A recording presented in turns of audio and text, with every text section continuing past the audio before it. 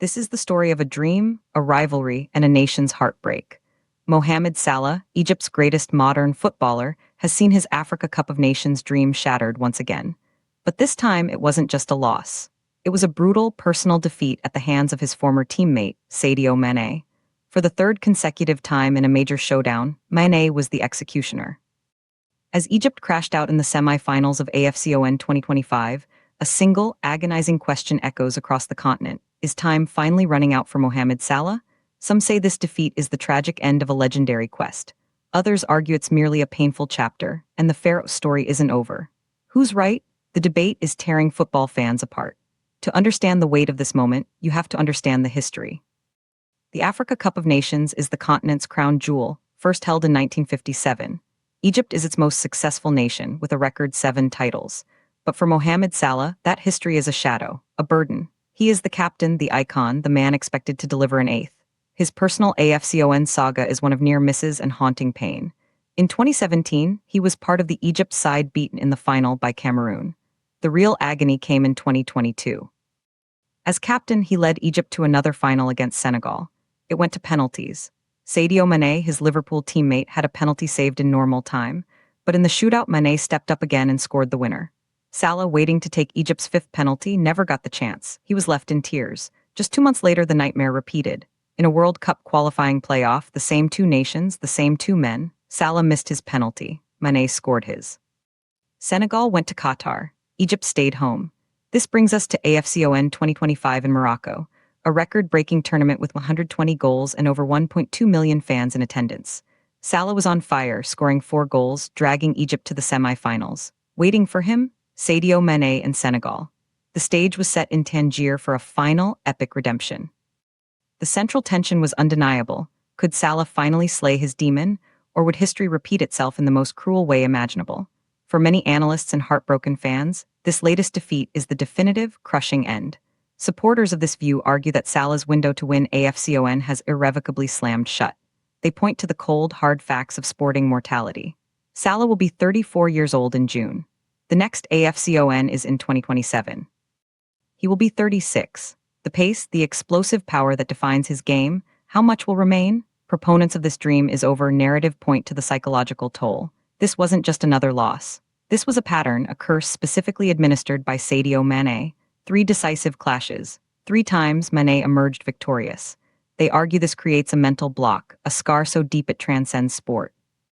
How can Salah, or any player, recover from being the perennial loser in his own personal sporting trilogy? Furthermore, they highlight the context of his club career. Before arriving at AFCON, Salah had fallen out of favor at Liverpool under new coach Arne Slot. His move to Saudi Arabia has been rumored for years. This AFCON was supposed to be his defiant statement, proof he remained at the pinnacle. Instead, it ended in familiar failure. Supporters of this side argue that international glory requires a perfect alignment of peak personal form, a strong team, and fortune. They believe that alignment has passed for Salah. Egypt's golden generation around him is also aging. The 2025 squad was arguably his last, best chance with this core group. The argument is blunt: football is merciless. Legends like Didier Drogba never won AFCON. It's an omission that defines legacies. For all his Premier League titles and Champions League glory, Salah's international CV may forever bear this one, glaring absence. The dream, they say, died on a penalty spot in Tangier. But wait, there's another side to this story. Critics of the doom and gloom narrative see it very differently. They counter that writing off a competitor of Mohamed Salah's caliber after one defeat, even a painful one, is a profound mistake. Opponents of the dream is over thesis argue that this very loss could be the fuel for a final, glorious chapter. First, they point to the nature of the defeat. Egypt didn't lose in a humiliating fashion. They fell to the defending champions in a tight semi-final. This wasn't a collapse, it was a narrow failure at the highest level. Salah himself was brilliant throughout the tournament, finishing as joint second top scorer with 5 goals, just behind Morocco's Brahim Diaz. His performance proved he is still an elite, match-winning force on the international stage. But here's where it gets interesting. Skeptics of the curse theory argue that football narratives change in an instant. They point to Lionel Messi, who endured years of heartbreak with Argentina before finally winning the Copa America at 34 and the World Cup at 35. Adversity, they argue, forges the greatest comebacks. The very pain of 2017, 2022, And now 2025 could be the foundation for an unprecedented 2027 campaign driven by pure, unadulterated will. Furthermore, they highlight that Egyptian football is in a constant state of renewal. While some veterans may fade, new talents will emerge. Salah's role may evolve from the explosive winger to the cunning, experienced playmaker, a leader who guides a new generation. The counter-argument is that framing this as Salah's last chance misunderstands both his longevity and the cyclical nature of national teams. He doesn't have to carry the team alone in 2027. He just needs to be its inspirational heart. The other side argues that true legacy isn't defined by avoiding failure, but by overcoming it. To declare the quest over is to ignore the fundamental spirit of a champion. For Team, quest continues. The story isn't about a closed window. It's about a man staring at a mountain he has failed to climb 3 times and deciding to try a 4th. So who's right? Let's look at the evidence. Stepping back from the emotional debate, what do the facts and expert analyses suggest? The data presents a nuanced, challenging picture. First, the historical record. Egypt has won 7 AFCON titles, but their last was in 2010. The nation is in its longest drought since the 1990s. This isn't just about Salah. It's about a footballing superpower struggling to reclaim its throne. The evidence from Morocco 2025 shows the competition is fiercer than ever. A record 24 teams, a record 120 goals. New powers like Morocco, with its world-class diaspora players, are rising. Winning AFCON is statistically harder now than when Egypt won its three-peat from 2006-2010. Now, the personal performance data. Salah's 5 goals in the tournament is a strong return, evidence he remains a lethal finisher. However, the critical data point is in the decisive moments against elite rivals. In the 3 career-defining penalty shootouts against Senegal, the outcome has always favored Senegal. While this is a team statistic, it forms the core of the psychological evidence used by Side A. Expert analysis from sports psychologists often notes that while such patterns are powerful, they are not destiny. The evidence from other sports shows that athletes can break curses with a single moment. The data on athlete longevity in top-level football is also shifting.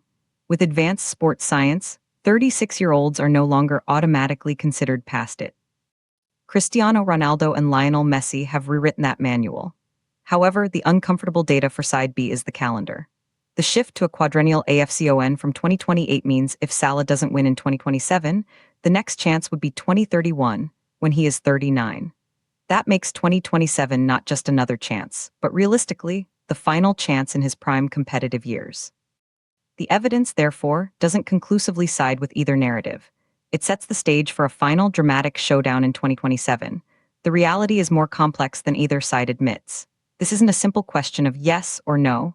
The verdict lies in a painful middle ground. What most people miss is that both narratives can be true simultaneously. The dream, as it was originally conceived, the young Salah blazing to glory in his absolute prime, is over. That specific dream died in Yaoundé in 2022 and was buried in Tangier in 2025. However, a new, different dream can be born from its ashes. A dream not of inevitable triumph, but of hard-fought redemption. A dream not just for Salah, but for an entire nation that has shared his heartbreak. The uncomfortable truth is that Salah's legacy is already secure as Egypt's greatest modern player and a global icon. An AFCON title would be the perfect storybook ending, but its absence doesn't erase his greatness. It simply adds a layer of tragic Shakespearean depth to his story. The 2027 campaign won't be about fulfilling destiny. It will be about defying a seemingly written fate. That is an even more powerful, if difficult, narrative. The evidence suggests the odds are against him. Age, rising competition, and psychological scars are formidable foes.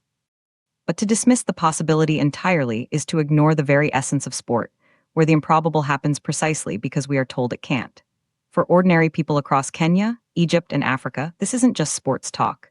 It's a shared emotional experience. In the streets of Cairo and Nairobi, in markets and Madatis, this defeat is felt.